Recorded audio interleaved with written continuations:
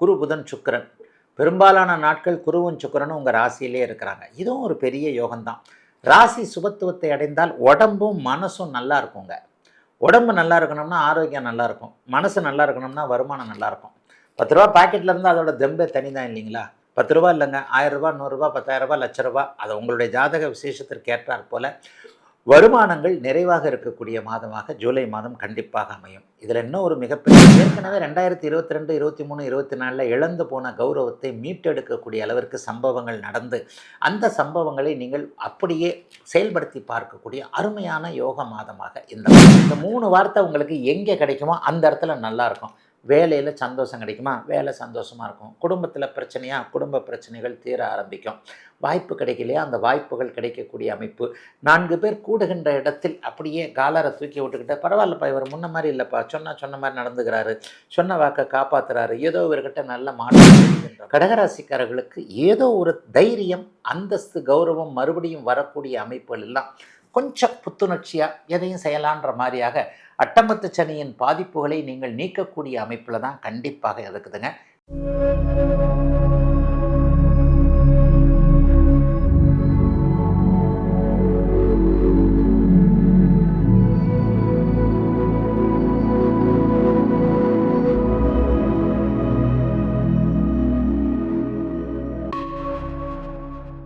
ஆன்மீக பரிகாரம் நேயர்கள் அனைவருக்கும் இனிய நல்வாழ்த்துக்கள். எல்லோரும் நன்றாக இருப்பீர்கள். இப்பொழுது 2026 ஜூலை மாதம் என்ன மாதிரியான பலன்களை 12 ராசிக்காரர்களுக்கு, மேஷம் முதல் மீன ராசிக்காரர்களுக்கு எப்படிப்பட்ட பலன்களை தரும் அப்படிங்கிறத பார்க்க போகிறோம். பொதுவாகவே மாத பலன்கள் எப்படி சொல்லப்படுகிறது அப்படின்னு சொன்னால், அந்த மாதாந்திர கிரகங்கள்னு சொல்லுவோம் இல்லையா? சூரியன் ஒரு மாதத்திற்கு ஒரு தடவை மாறுற கிரகம்.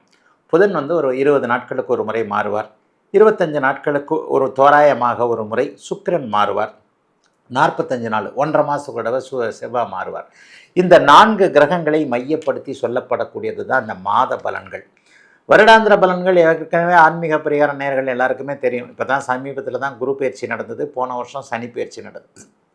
இந்த குரு பயிற்சி 1 வருடத்திற்கு ஒரு முறையும், சனி பயிற்சி 2.5 வருடத்திற்கு ஒரு முறையும், ராகு கேது பயிற்சி 1.5 வருடத்திற்கு ஒரு முறையும் நடக்குது. இந்த ராகு கேது பயிற்சி டிசம்பர் மாதம் நடக்க இருக்குது. அடுத்த வருஷம் சனி பயிற்சி நடக்க இருக்கிறது. போன மாதம் குரு பயிற்சி நடந்துருச்சு. அப்போ வருடாந்திர கோள்கள் என்று சொல்லப்படக்கூடிய ராகு, கேது, சனி, குரு ஆகிய 4 கிரகங்களும் ஒரே இடத்தில் நிலையாக இருக்கின்றன இந்த ஜூலை மாதம். அந்த கிரகங்களால் மாற்றங்கள் எதுவும் இல்லை. ஆனால் சூரியன் எப்போவுமே மாறுற மாதிரி இப்போது சூரியன் மாறுகிறார். செவ்வாய் ஜூலை மாதம் முதல் வாரத்தில் ஒரு இடத்திலும், அதாவது ஆட்சியாகி மேஷத்திலும், அதற்கப்புறம் அப்படியே 2வது வீட்டுக்கும் மாறக்கூடிய தன்மைகள் உண்டு. புதன் வக்ர நிலைமைகளில் அப்படியே ஆட்சி, அப்புறம் கடகத்திற்கு வர்றது, அப்புறம் மேலே போகிறதுன்ற மாதிரியான வக்ர நிலைமைகளில் இருப்பார். ஜூலை மாதத்தில் ரிஷப அதிபதியான சுக்கிரன் கடகத்திலும் சிம்மத்திலும் மாறி மாறி இருக்கக்கூடிய தன்மைகளும் இப்போது இருக்குது. ஒரு நிலையில் பார்த்தோம் அப்படின்னு சொன்னால், பெரிய அளவில் மோசமான சாதகமற்ற கிரக நிலைமைகள் ஏதாவது இருக்கா அப்படின்னு பார்த்தீங்கன்னா கண்டிப்பாக கிடையாதுங்க. 12 ராசிக்காரர்களுக்கும் அப்படிலாம் ஒரு பெரிய மோசமான இப்படி நடந்துரும் அப்படி நடந்துரும்ன்ற கிரக நிலைமைகள் இல்லை. கோச்சாரத்தில் கெடுபலன்களை கொடுக்கக்கூடிய சனியே இப்போது உச்சகுருவின் பார்வையில் இருக்கிறார். 2வதாக செவ்வாய் இந்த ஜூலை மாதம் முழுவதும் சுபத்துவம் என்கின்ற ஒரு சுக்கிரனுடைய வீட்டில் ஒரு 20 நாட்களுக்கு மேலாக சுக்கிரனுடைய வீட்டில் இருக்கிறது. இந்த செவ்வாய் சனி 2 கிரகங்களும் வலிமையாக இருக்கின்றதை காட்டுது. ராகு கேதுக்கள் டிசம்பர் மாதம் தான் மாறுறாங்க. ஆக பெரும்பாலும் சாதகமான ஒரு நல்ல முயற்சிகள் பலிக்கக்கூடிய அமைப்பு தான் இந்த 12 ராசிக்காரர்களுக்கும் இருக்குமே தவிர, கெடுதல்கள் வரும் அப்படிங்கிறத நிச்சயமாக சொல்ல முடியாதபடி கெடுதல்களுக்கான ஒரு கிரக அமைப்புகள் இல்லை. எப்போயாவது ராகு கேதுக்களோடு இந்த மாத கிரகங்கள் சேரும்போது தான் கெடுபலன்கள் இருக்கும்.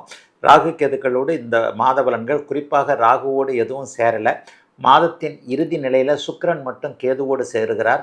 சுக்கிரன் கேதுவோடு சேரும்போது அவர் பலம் பெறத்தான் செய்வதை தவிர கெடுதல் பலன்கள் இருக்கார். ஆக 12 ராசிக்காரர்களுக்கும் இப்பொழுது இந்த 2026 ஜூலை மாதம் எப்படிப்பட்ட பலன்களை தரும் என்பதை இப்போது தனித்தனியாக பார்க்கலாம். கடகராசிக்காரர்களுக்கு தன்னம்பிக்கை வரக்கூடிய மாதமாக இந்த மாதம் அமைஞ்சிருக்கு. மாதத்தின் ஆரம்பத்திலேயே பார்த்தீங்கன்னா 3 சுபர்கள் ராசியோடு தொடர்பு கொள்கிறாங்க. அது ஒரு பெரிய யோகம். குரு புதன் சுக்கிரன் பெரும்பாலான நாட்கள் குருவும் சுக்கிரனும் உங்கள் ராசியிலே இருக்கிறாங்க. இதுவும் ஒரு பெரிய யோகம்தான். ராசி சுபத்துவத்தை அடைந்தால் உடம்பும் மனசும் நல்லா இருக்குங்க. உடம்பு நல்லா இருக்கணும்னா ஆரோக்கியம் நல்லா இருக்கும், மனசு நல்லா இருக்கணும்னா வருமானம் நல்லா இருக்கும். ரூபா பாக்கெட்டில் இருந்தால் அதோட தெம்பே தனி தான் இல்லைங்களா?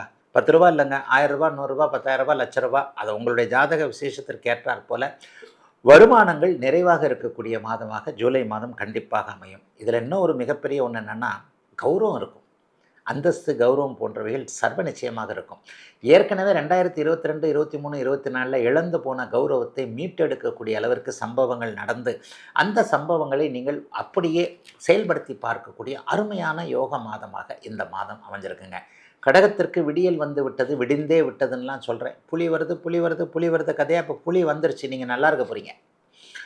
இன்னும் ஒரு 10-15 வருஷத்திற்கு அடுத்து ஜென்மச்சனி வரக்கூடிய 10 வருஷத்திற்கு கழித்து தான் ஒரு பிரச்சனைகள் வருமே தவிர பெரிய அளவில் பிரச்சனைகள்லாம் கடகராசிக்காரர்களுக்கு இப்போது வராதுங்க. சொந்த ஊர் சம்பந்தப்பட்ட விஷயங்கள், கட்டிடங்கள் சம்பந்தப்பட்ட விஷயங்கள், வீடு கட்டுவது, வாகனம் வாங்குவது போன்றவைகளில் ஜூலை மாதம் ஒரு தீர்வு, நிறைவு எல்லாமே கண்டிப்பாக உண்டு. சொந்த ஊரில் வீடு கட்ட ஆரம்பிப்பீங்க, அல்லது சொந்த ஊரில் இருக்கிற இடத்த என்ன பண்ணுறது, அந்த நிலத்தை என்ன பண்ணுறது, இந்த மாதிரியான விஷயங்கள் வரும். சிலருக்கு ஆன்மீக எண்ணங்கள் ரொம்ப அதிகமாக இருக்கும், நிறைய. அதுவும் 50 வயசு 40 வயசு கடந்தவர்களுக்கு வடமாநில யாத்திரை சம்மந்தப்பட்ட விஷயங்கள், அங்கே போகணும் இங்கே போகணும், ஒரு தடவையாவது காசிக்கு போய் தரிசனம் பண்ணிட்டு வந்துடணும், கங்கையில் போய் ஒரு தடவையாவது விழுந்துட்டு வந்துடணும், ரிஷிகேஷ் போகணும், கைலாஷ் போகணும், பூரி ஜெகநாதரை போய் பார்க்கணுன்னு அந்த வடமாநிலத்தில் ஒரு ஆசை வச்சுருப்பீங்க இல்லையா? அந்த மாதிரியான சில விஷயங்களை நிறைவேற்றி கொள்ளக்கூடிய அமைப்புகள் இப்போது உண்டுங்க. இளைய பருவத்தினருக்கு ஆன்மீக எண்ணங்கள் மற்றும் சித்தர்களுடைய தரிசனம், ஸ்ரீமகாபெரியவர், ஸ்ரீரமணர் போன்ற மகான்கள், தெய்வமாக அப்படியே வாழ்ந்து மறைந்த அந்த மகான்களுடைய அதிஷ்டானங்களை பார்க்கக்கூடிய, தரிசிக்கக்கூடிய ஒரு வாய்ப்பு இதெல்லாம் கண்டிப்பாக உங்களுக்கு கிடைக்கும். கடகராசிக்காரர்களுக்கு வயதிற்கு ஏற்றாற் போல அமைதியும், நிம்மதியும், சந்தோஷமும் கிடைக்கக்கூடிய அமைப்புகள் உண்டு. இந்த 3 வார்த்தை உங்களுக்கு எங்கே கிடைக்குமோ அந்த இடத்துல நல்லாயிருக்கும். வேலையில் சந்தோஷம் கிடைக்குமா? வேலை சந்தோஷமாக இருக்கும். குடும்பத்தில் பிரச்சனையா? குடும்ப பிரச்சனைகள் தீர ஆரம்பிக்கும். வாய்ப்பு கிடைக்கலையா? அந்த வாய்ப்புகள் கிடைக்கக்கூடிய அமைப்பு.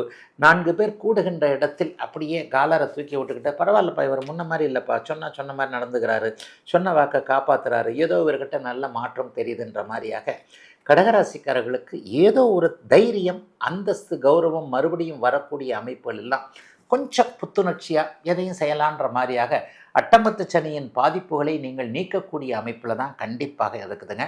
கடகத்திற்கு யோக மாதங்க இந்த ஜூலை மாதம்.